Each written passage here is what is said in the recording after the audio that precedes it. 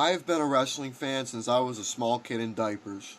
I am someone who is very well aware of the Von Erich story and the Von Erich family and their legacy that they have left in the wrestling industry.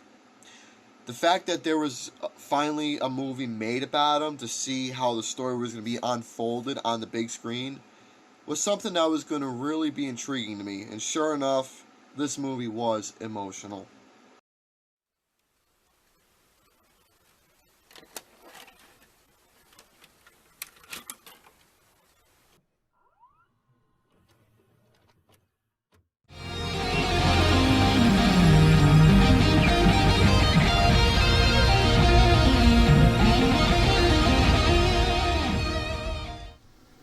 All those years ago, professional wrestling used to be a thriving business with grown ass looking men.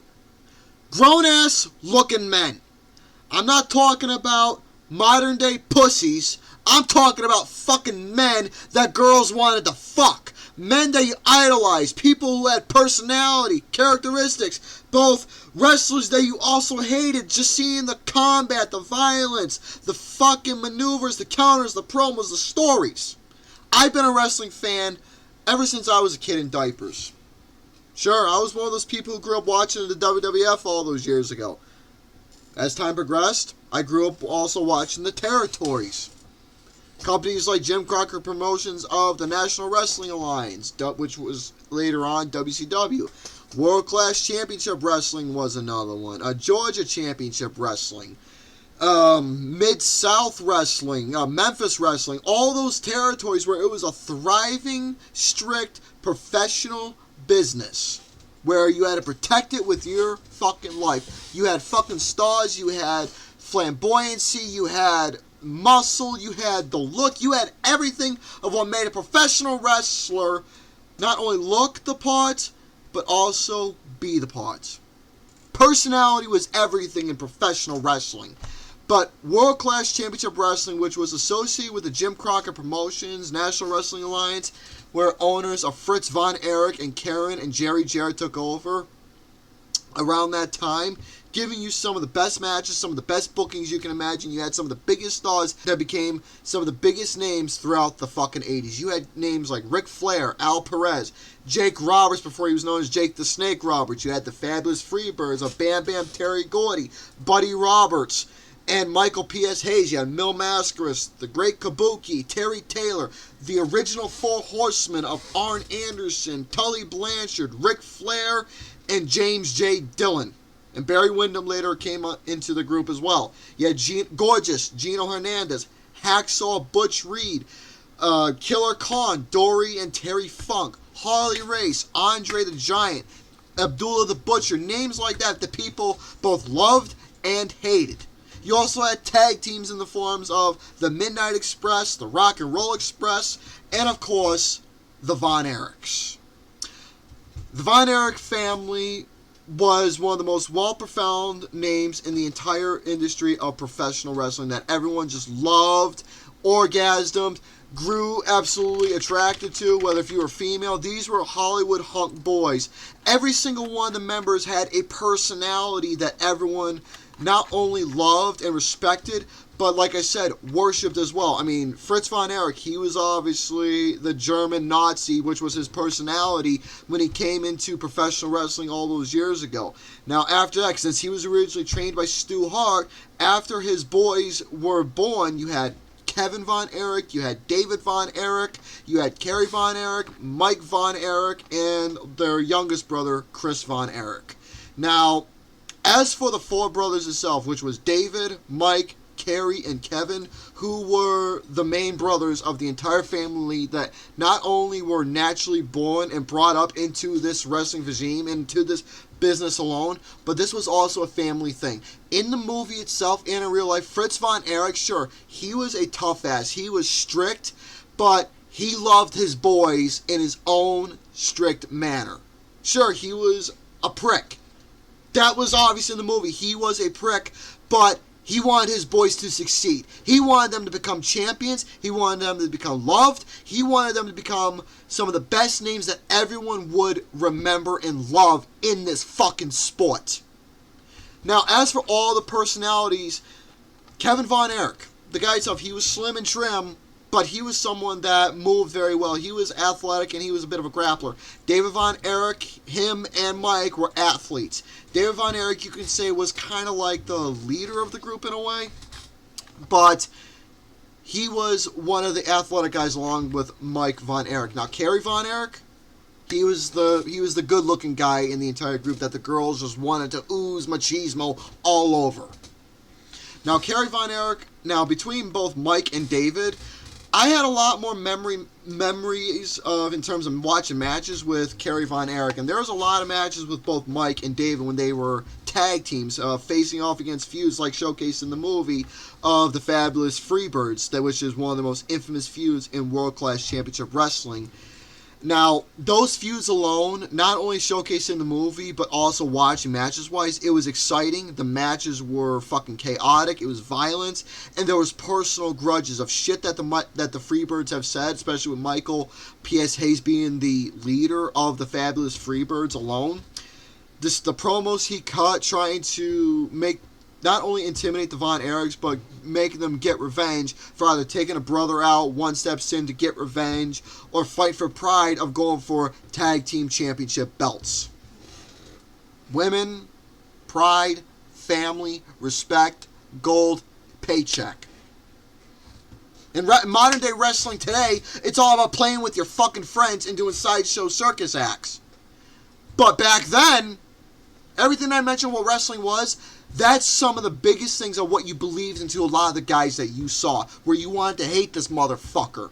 You wanted to see the babyface get his fucking revenge, win the championship, get his big pay, win the girl, fight for his pride and respect for his family and honor. And growing some fucking growing tolerance and love and respect, and growing much more of a resume with the audience alone. But the thing is, whenever I saw Kerry Von Erich have great matches in not only World Class Championship Wrestling, but different territories, some of my favorite stuff that I liked, obviously, his matches with, again, Michael P.S. Hayes, but also him wrestling against Gorgeous Gino Hernandez, Chris Adams, and Ric Flair. Everyone knows exactly what happened. If you are a wrestling fan, then you know the story of why Kerry Von Erich ended up winning the championship belt. But unfortunately, one of the brothers, if I am stand correcting, that David Von Erich was the one to go against Ric Flair and win the World Heavyweight Championship. But unfortunately, since David passed away, Kerry was in line and he won the NWA World Heavyweight Championship from Ric Flair. In that it was a short match, but it was a great match. Sometimes, if you keep the match short, simple, to the point, with lots of action and suspense, you'll get something great. And there was a lot of greatness in that match alone. And that was one of my favorite scenes in the entire movie, was seeing Kerry Von Erich win the World Heavyweight Championship, not only in honor of his brother, but adding more prominence and recognition to the Von Erich name. So, otherwise, as for the movie itself, it's a sad film. It's melancholy, it's dramatic, it's just purely heartbreaking, to say the least. Because the thing with this movie, folks, is that for someone like me who grew up appreciating and watching professional wrestling for all these years, not only do I respect the professional wrestling industry because of not only the matches that were showcased with seeing the Von Erichs in action, making you believe the recreations of what was shown in the film, of actually watching the matches being unfold, like you would see all those years ago being taking place in this movie.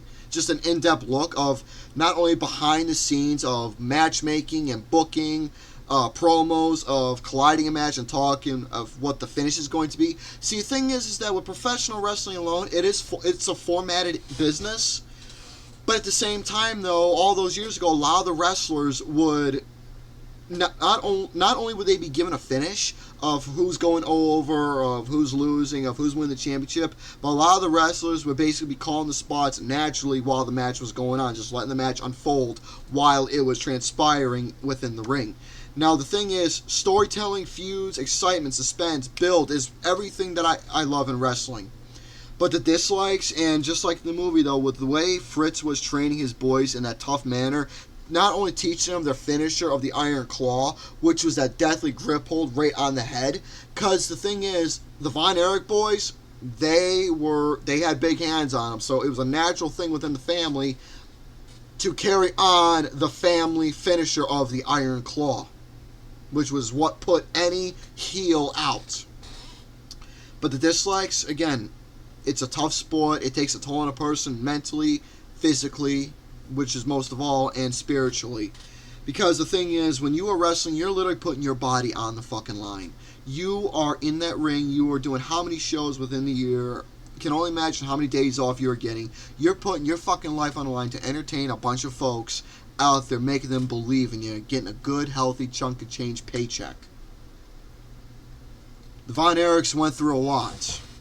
Not only in terms of the wrestling industry, but within themselves. And with the story unfolding, knowing exactly what happened to the Von Erich boys and how it was shown in this film, my God.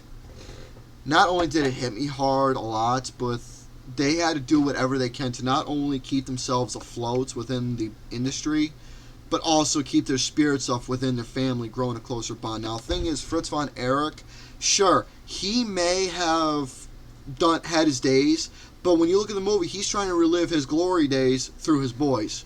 But that's not the case, because if you notice and watch the film closely, the boys, sure, their father's a manager and all, but the boys were able to live their glory days and get their recognition not only by the fans, but they were the fans alone, because this was right here, the modern generation throughout the 80s of wrestlers that people were going to love and remember.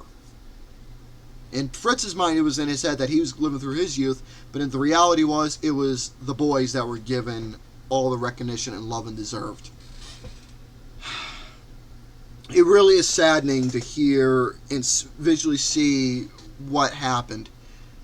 David, Mike, Carrie, Chris, all of them. Now, Lance Von Erich, that was played by Maxwell Jacob Friedman, which was not really shown in the movie at all. Lance Von Erich, he was the fake Von Erich brother. He was not a real Von Erich. He was just a fill-in. And the fans knew that he wasn't a real Von Erich at all. Now, Chris Von Erich, the thing is, he wanted to be with his brothers, but because of his height and not having to build and dealing with health issues, he couldn't live up the fame like his brothers did, and his wrestling career was pretty short and saddening.